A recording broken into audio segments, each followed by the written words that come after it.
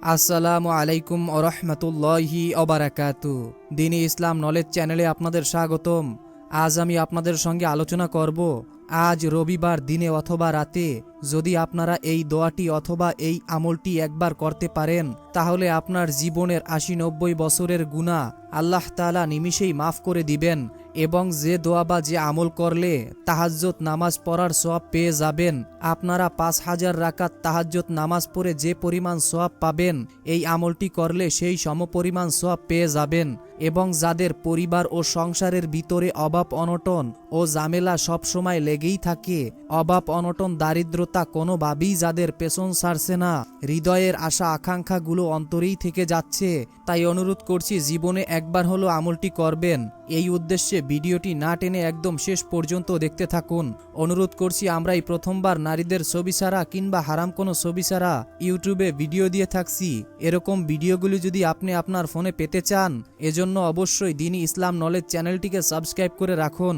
তো চলুন শুরু করি। প্রিয় দ্বীনি ভাই এবং বোনেরা, জীবনে চলার পথে মানুষের দ্বারা গুনাহ হয়েই যেতে পারে, তবে গুনাহমুক্ত জীবন আল্লাহর সবচেয়ে বড় নেয়ামত। গুনাহ থেকে মুক্তি থাকলেই পরকালে মিলবে জান্নাত। হযরত আবু হুরায়রা রাদিয়াল্লাহু তাআলা আনহু থেকে বর্ণিত, নবী করিম সাল্লাল্লাহু আলাইহি ওয়াসাল্লাম বলেছেন, তোমাদের প্রত্যেক ব্যক্তির দোয়া কবুল হয়ে থাকে যদি সে তাড়াহুড়া না করে আর বলে যে আমি দোয়া করলাম কিন্তু আমার দোয়া তো কবুল হলো না। অর্থাৎ দোয়া কবুলের ব্যাপারে আপনাদেরকে আল্লাহর উপর সম্পূর্ণ বিশ্বাস রাখতে হবে। যেমন আপনি আজকের এই আমলটি করতেছেন, আপনি মনের ভিতরে কোনো সন্দেহ রাখবেন না যে আমার দোয়া কবুল হয়েছে কি না। অবশ্যই আপনি এতটুকু শতভাগ গ্যারান্টি নিয়ে দোয়া করবেন যে আমি দোয়া করেছি, এটা আল্লাহ কবুল করবেনই করবেন। এভাবে শতভাগ বিশ্বাস নিয়ে যদি আপনি আমলটি করতে পারেন, আমি ওয়ারেন্টি নয় বরং গ্যারান্টি দিয়ে বলতে পারি, আল্লাহ তাআলা আপনার জীবনের গুনাহকে মাফ করে তো দিবেনই, এর সঙ্গে সঙ্গে যত বিপদ আপদ বালা মুসিবত রয়েছে আল্লাহ তাআলা তা দূর করে দিবেন।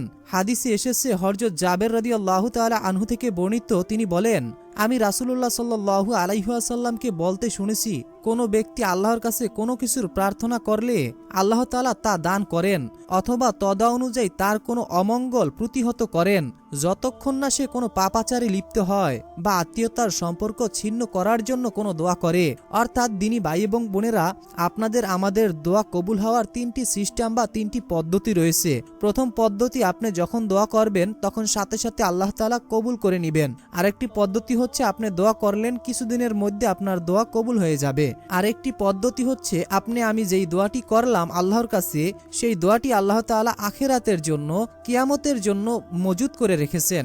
অর্থাৎ কিয়ামতের দিন যখন আমাদের বিচার করা হবে, হিসাব করা হবে, তখন যদি আপনার আমল নামা কম হয়ে যায়, তখন আল্লাহ তাআলা আপনাকে এই আমল দ্বারা, অর্থাৎ দুনিয়াতে বসে আপনি যেই দোয়াগুলো করেছেন, যেগুলো দুনিয়াতে কবুল হয় নাই, সেই দোয়াগুলো দিয়ে আল্লাহ তাআলা ওই সময় আমল নামা বাড়ি করে দিবেন। সুবহানাল্লাহ, সুবহানাল্লাহ। তো দ্বীনি ভাই এবং বোনেরা, সর্বপ্রথম আমি আপনাদেরকে ঋণ মুক্তির দোয়া ও আমল বলে দিব। এই আমলটি অবশ্যই মনোযোগের সাথে শুনুন। আমরা সবাই চাই আমাদের কারো জীবনেই যেন ঋণ না থাকে, কারো যেন অভাব না থাকে। এক লোক ঋণ পরিশোধের জন্য ইসলামের চতুর্থ খলিফা হযরত আলী রাদিয়াল্লাহু তাআলা আনহু এর কাছে কিছু সাহায্য চাইলেন। আলী রাদিয়াল্লাহু তাআলা আনহু তাকে বললেন, রাসূল সাল্লাল্লাহু আলাইহি ওয়াসাল্লাম আমাকে কয়টি বাক্য শিখিয়ে দিয়েছেন, আমি কি তোমাকে সেটা শিখিয়ে দেব? সেটা পড়লে আল্লাহ তোমার ঋণের দায়িত্ব নেবেন। অর্থাৎ এখানে আল্লাহ তাআলা নিজেই দায়িত্ব নিবেন। এই হাদিসে তা প্রমাণিত। তোমার ঋণ যদি পাহাড় পরিমাণ হয়, তাহলে আল্লাহ তাআলা তা তোমার পক্ষ থেকে আদায় করে দেবেন। এরপর আলী রাদিয়াল্লাহু তাআলা আনহু ওই ব্যক্তিকে এই কথাগুলো শিখিয়ে দিলেন। দোয়াগুলো আমি আপনাদেরকে বলে দিচ্ছি, মনোযোগের সাথে শুনুন। এরপরে নিয়মটিও বলে দেব, নিয়মটি জেনে আমলটি করবেন। আল্লাহুম্মা গফিরনি বিহালালিকা আন হারামিকা ওয়াগনিনি বিফাদলিকা আম্মান সিওয়াকা। অর্থ, হে আল্লাহ, হারামের পরিবর্তে তোমার হালাল রুজি আমার জন্য যথেষ্ট করো, আর তোমাকে ছাড়া আমার কারো মুখাপেক্ষী করো না, এবং তোমার অনুগ্রহ দিয়ে আমাকে সচ্ছলতা দান করো। তিরমিজি শরীফের হাদিস। দ্বীনি ভাই এবং বোনেরা, আমি এখন আপনাদেরকে কয়েকটি আমলের কথা বলে দিব, যে আমলগুলো করলে সর্বদা আপনাদের রিজিকের অভাব অনটন থাকবে না, আল্লাহর রহমত আপনাদের ঘরের উপরে নাজিল হবে, আপনার উপর আল্লাহ তাআলা খুশি হয়ে আল্লাহর রহমত নাজিল করবেন। হযরত ইবনে আব্বাস রাদিয়াল্লাহু তাআলা আনহু থেকে বর্ণিত, তিনি বর্ণনা করেন, যারা বেশি বেশি তওবা ইস্তেগফার করে, তাদের সামনে যত কষ্টই হোক, যত অভাব অনটনই থাকুক না কেন, মহান আল্লাহ তাআলা তা সমাধান করে দেন। সুতরাং বেশি বেশি তওবা ও ইস্তেগফার করা মুমিন ব্যক্তির অন্যতম একটি গুণ। তাই আপনারা যদি সর্বদা আল্লাহ তাআলার এই ইস্তেগফারের সঙ্গে লেগে থাকেন, আমি আশা করি আপনাদের জীবনের সমস্ত সংকট কেটে যাবে। আস্তাগফিরুল্লাহটি হচ্ছে আস্তাগফিরুল্লাহ আস্তাগফিরুল্লাহ, যার অর্থই হচ্ছে আমি আল্লাহর ক্ষমা প্রার্থনা করছি, আমি আল্লাহর ক্ষমা প্রার্থনা করছি। আরেকটি ইস্তেগফার হচ্ছে আস্তাগফিরুল্লাহ ওয়া আতুবু ইলাইহি, আমি আল্লাহর ক্ষমা প্রার্থনা করছি এবং তার দিকেই ফিরে আসছি। সুবহানাল্লাহ। তো দিনী ভাই এবং বোনেরা, আরও কিছু দোয়া রয়েছে, সেই দোয়াগুলো জানার আগে আমরা পবিত্র কোরআনের একটি সূরা শুনব। আমরা সবাই জানি যে পবিত্র কোরআনের সূরা শুনলে প্রতিটা হরফে 10টি করে নেকি আল্লাহ তাআলা আমাদের আমলনামায় লিখে দেবেন এবং ফেরেশতারা আমাদের জন্য দোয়া করবেন এবং আমাদের মনের অপূর্ণ আশাগুলো আল্লাহ তাআলা এই সূরা শোনার ওসিলায় পূরণ করে দেবেন। আপনারা অনেকেই আছেন যারা আমাদের ভিডিওগুলো দেখেন, অনেক দিনই ভাই ও বোনেরা প্রশ্ন করেছেন এবং তারা জানিয়েছেন যে আমরা সূরা শুনে ফলাফল পেয়েছি। আমাদের মনের যেই আশাগুলো অনেক দিন ধরে পূরণ হয়নি, সেই আশাগুলো এই সূরা শোনার ওসিলায় আল্লাহ তাআলা খুব দ্রুতই পূরণ করে দিয়েছেন এবং পরিবারে যাদের অভাব অনটন ছিল তাদের অভাব অনটন আল্লাহ তাআলা দূর করে দিয়েছেন। তাই আপনি যদি চান আপনার পরিবার ও সংসার থেকে অভাব অনটন দূর করাতে, তাহলে অবশ্যই সূরাটি শুনে যান। কেননা যেই ঘরে কোরআন তেলাওয়াত শোনা হয় ওই ঘরে আল্লাহ তাআলার রহমত নাজিল হয়, বিপদ আপদ বালা মুসিবত দূর হয়ে যায়, দুষ্ট শয়তান জিন বদনজর সকল কিছু থেকে আল্লাহ তাআলা ওই ঘরকে হেফাজত করেন এবং যাদের ঘরে সর্বদা কোরআনের তেলাওয়াতের বাণী শোনা হয় ওই ঘরে আল্লাহ তাআলার অশেষ রহমত ও বরকত নাজিল হয়। তো সূরাটি শোনার আগে মহান আল্লাহর কাছে দোয়া করি, হে আল্লাহ, যে যেই উদ্দেশ্য নিয়ে, যে যেই আশা আকাঙ্ক্ষা নিয়ে সূরাটি শুনছে এবং শুনবে, মনের ভিতরে গভীর আশা ও ভরসা নিয়ে বসে আছে, আপনি সকলের মনের আশা ও মনের মাকসুদগুলো পূরণ করে দিন। অনেকেই বুক ভরা আশা নিয়ে সূরাটি শুনবে, হে আল্লাহ, তুমি কারো আশা নিরাশ করো না, তুমি সকলের আশাকে কবুল করে নাও। অনেকেই তো অভাবে আছে, অনেকেই তো টাকার সমস্যার ভিতরে আছে, অনেকের পরিবারে সুখ শান্তি নেই, সর্বদা অশান্তির ভিতরে থাকতেছে, বিপদ আপদ কোনোভাবেই যাদের পেছন ছাড়ছে না, হে আল্লাহ, হে রহমানুর রহিম, হে আলিমুল গাইব, হে কুল্লি শাইইন কদির, তুমি এই সূরাটি শোনার ওসিলায় সকলের সকল বিপদ আপদ বালা মুসিবত সকল সমস্যা দূর করে দিন, আমিন। কমেন্ট বক্সে আপনি আমিন লিখে দোয়াতে শরীক থাকুন। তো মনোযোগের সাথে সূরাটি শোনার পর দোয়া ও আমলগুলো জানবো। আউযু বিল্লাহি মিনাশ শাইতানির রাজীম। বিসমিল্লাহির রহমানির রহিম। আর রহমান আল্লামাল কুরআন খালাকাল ইনসান আল্লামাহুল বায়ান। الشمس والقمر بحسبان والنجم والشجر يسجدان والسماء رفعها ووضع الميزان ألا تطغوا في الميزان وأقيموا الوزن بالقسط ولا تخسروا الميزان والأرض وضعها للأنام فيها فاكهة والنخل ذات الأكمام والحب ذو العصف والريحان فبأي آلاء ربكما تكذبان خلق الإنسان من صلصال كالفخار وخلق الجان من مارج من نار فبأي آلاء ربكما تكذبان رب المشرقين رب المغربين فبأي آلاء ربكما تكذبان مرج البحرين يلتقيان بينهما برزخ لا يبغيان فبأي آلاء ربكما تكذبان يخرج منهما اللؤلؤ والمرجان فبأي آلاء ربكما تكذبان وله الجوار المنشآت في البحر كالأعلام فبأي آلاء ربكما تكذبان كل من عليها فان ويبقى وجه ربك ذو الجلال والإكرام فبأي آلاء ربكما تكذبان يسأله من في السماوات والأرض كل يوم هو في شان فبأي آلاء ربكما تكذبان سنفرغ لكم أيها الثقلان فبأي آلاء ربكما تكذبان يا معشر الجن والإنس إن استطعتم أن تنفذوا من أقطار السماوات والأرض فانفذوا لا تنفذون إلا بسلطان فبأي آلاء ربكما تكذبان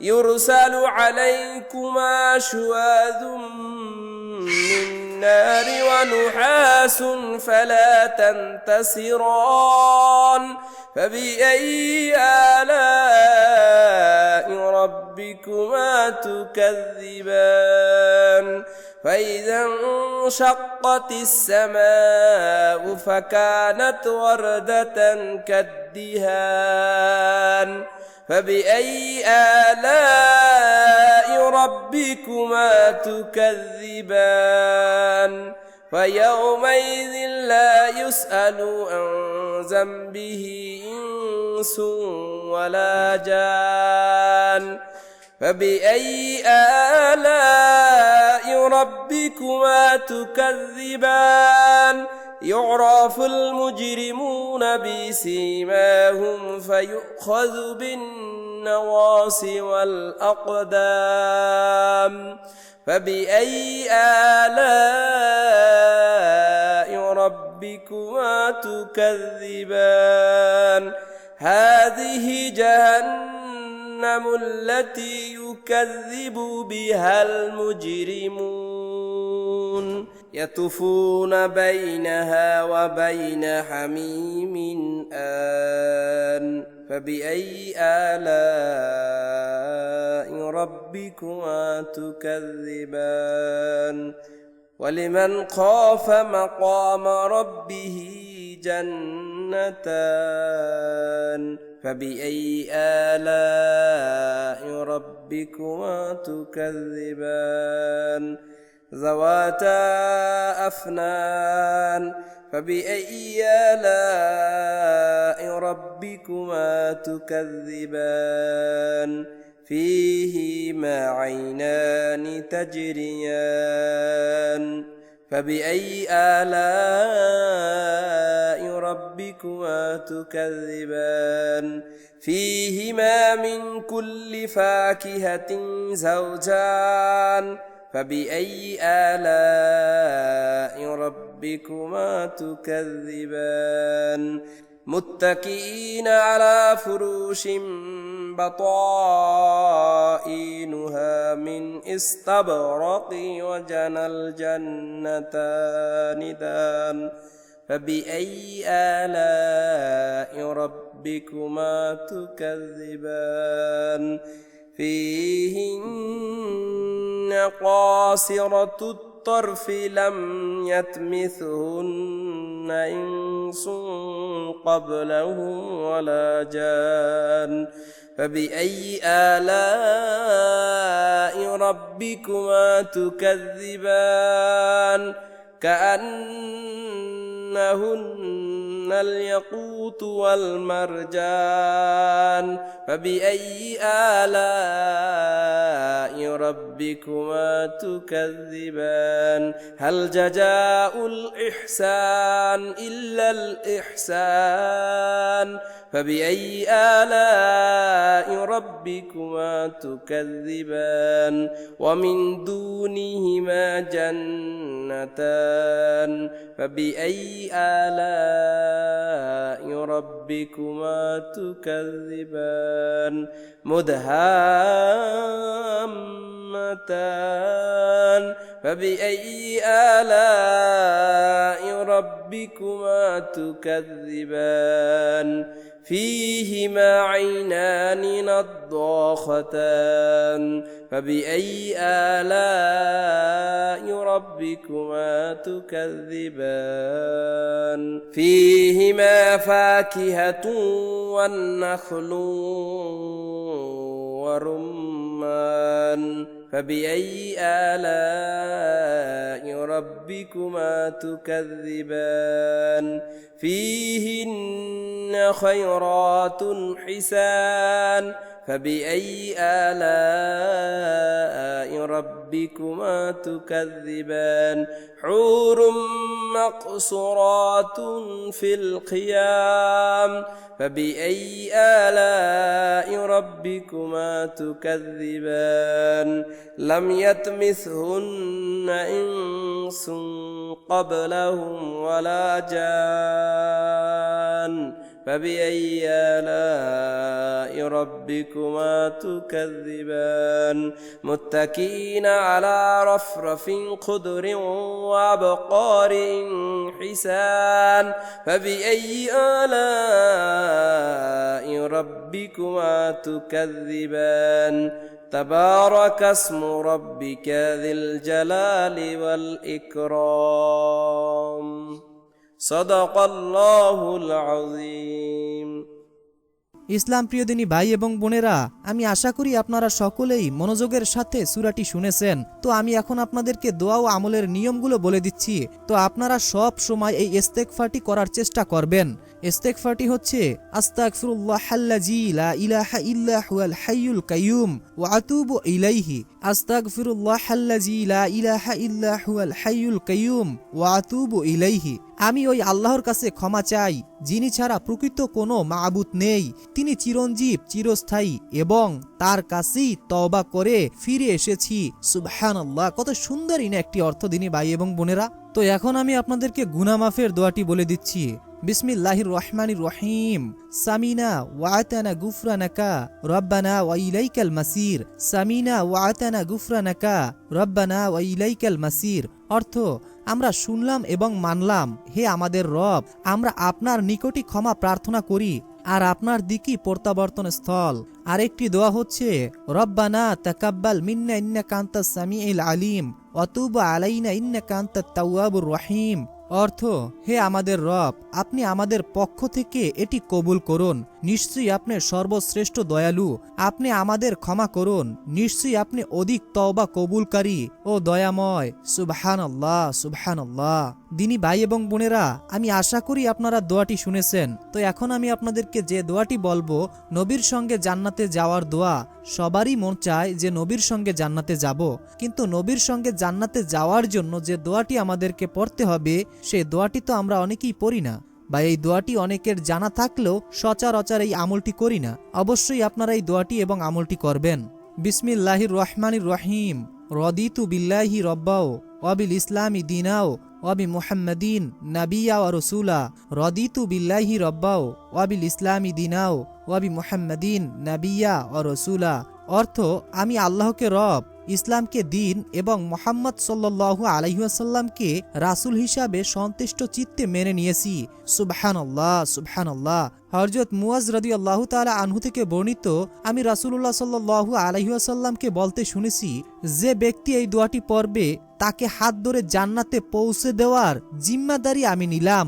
অর্থাৎ নবীজি নিজেই বলেছেন যে যে ব্যক্তি এই দোয়াটি পড়বে তার হাত ধরে জান্নাতে নেওয়ার জিম্মাদারি আমি নবী নিলাম। তাহলে আপনারা এই দোয়াটির আমল করবেন না কেন? দিনী ভাই এবং বোনেরা, একটাবার ভেবে দেখুন, যদি আপনি এই দোয়াটি পড়ার কারণে আল্লাহ তাআলা আপনার উপর খুশি হন, নবীজি সাল্লাল্লাহু আলাইহি ওয়াসাল্লাম আপনাকে জান্নাতে নিয়ে যাবেন, এর চাইতে সুযোগ তো আর থাকছে না। তো এখন আমলটির নিয়ম বলে দিচ্ছি।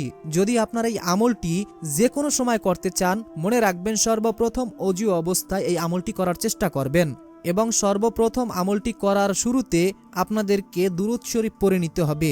মাত্র 3 থেকে 7 বার আপনারা দুরূদ শরীফ পড়ে নেবেন। 3 বার চাইলে পড়তে পারেন দুরূদ শরীফ, অথবা 7 বার। 3 বার দুরূদ শরীফ পড়ার পর এরপরে আমি যেই দোয়াগুলো আপনাদেরকে বলে দিলাম, সকল দোয়াগুলো 3 বার করে অথবা 7 বার করে আপনারা পড়ে নেবেন। প্রতিটা দোয়া আপনারা 3 বার অথবা 7 বার করে পড়ে নেবেন।